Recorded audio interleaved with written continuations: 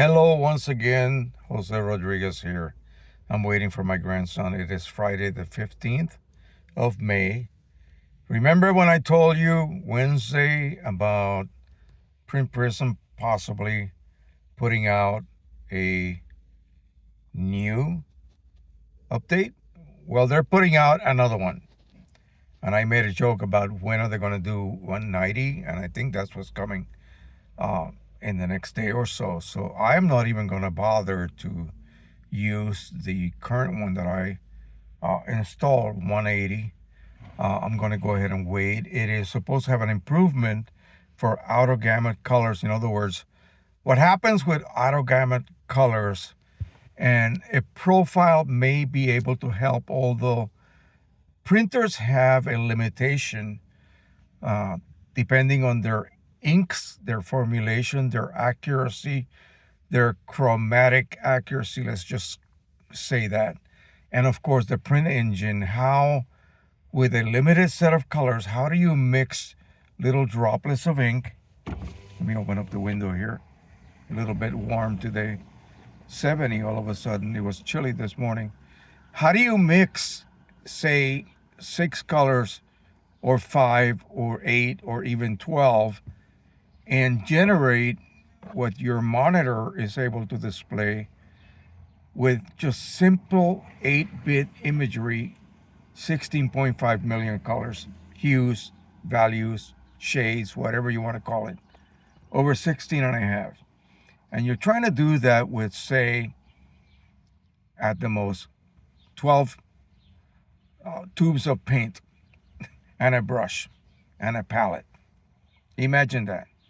So anything that's out of gamut means the printer, no matter what, and this is why the standard image is such a good tool to use, because there is a row of color patches that is completely out of gamut. And I think they designed it so even, in your best dreams, no printer will ever be able to duplicate those colors. And then again, also, is your monitor displaying those colors correctly?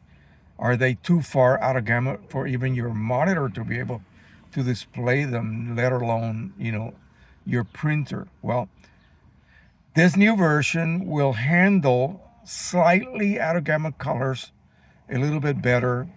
Anything that's in gamut will not be changed, and that's the way that relative colorimetric rendering intent actually works. Anything out of gamut, it stays out of gamut. And the driver, print engine, and ICC profile will do the best job it can with that limited set of colors and try to produce on paper, which is almost impossible, some of those values as accurate as it can.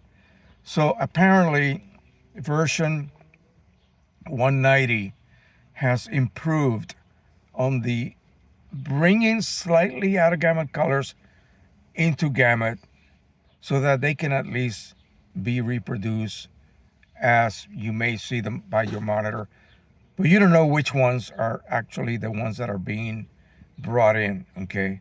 You just look at your image, and then how many of you actually compare your printed results with your monitor's display? Well, I do. I always do. And I'm always amazed at how accurate my hearing aid almost fell off here. How accurate some of these results can be. And one way to check, if you're using Photoshop, there's a very simple little tool that allows you to check, basically turn anything that's out of gamut gray. It just loses all the color and it just becomes gray. So you can immediately see what's in gamut, what's out of gamut. When you do that to your standard image, the strawberries actually lose a little bit of that red color. It's out of gamut. It cannot be reproduced even under the best conditions. So you either would have to somehow maybe reduce the saturation as you are watching the actual image under out of gamut testing or view, and attempt to bring some of that in. But, it may end up globally reducing the pop of that image. So you don't really want to do that.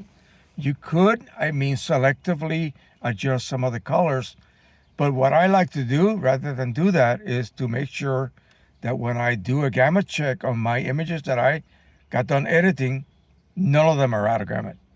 That way I can guarantee that with the profile that I will be now creating with version 190 will bring everything that is in my images in gamut, because it is in gamut, and be able to reproduce them accurately.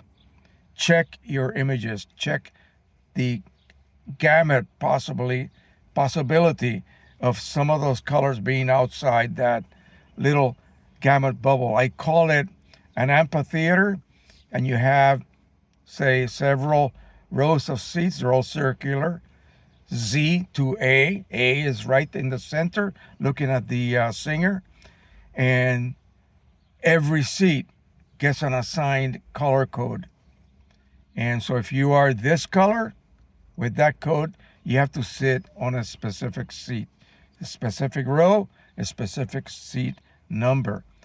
If you're out of gamut, you don't get a seat. You're outside, okay, and you stay outside, basically. So it is going to be printed at the highest just before it leaves that gamut bubble.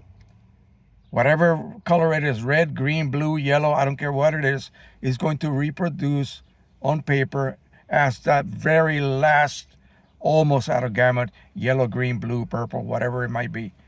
And even though it doesn't really look like that, but it will be reproduced as an in-gamut color, one that already exists in that scenario, if you will. So if you were to use, I think that's with relative colorimetric. If you use perceptual, it's going to just bring everything in. And the problem with that is that it has to tell other colors that are on their proper seat to get up and move to make room for the other ones. You're shifting colors. And you don't want to do that if you're printing, say, an ad for a company that has specific colors that cannot be changed any way, shape, or form. You will shape them.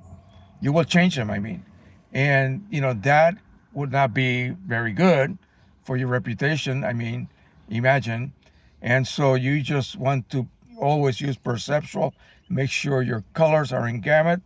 Simple gamut warning check in Photoshop will show you that. And then from that point on, proceed. And so tonight, finally, well, no, I don't have that yet. It has not been released just yet. I'm just letting you guys know in advance what's coming. And I told you, I bet you version 200 will follow right after that one. And I don't know what else he can possibly upgrade or fix. All right. So we'll leave you with that. It is now release time. That gang of kids will be coming up the road back here, and we'll be on our way. So thank you so much. Don't forget to subscribe, share, and like. And until the next time, as always, happy printing, everybody. Bye-bye.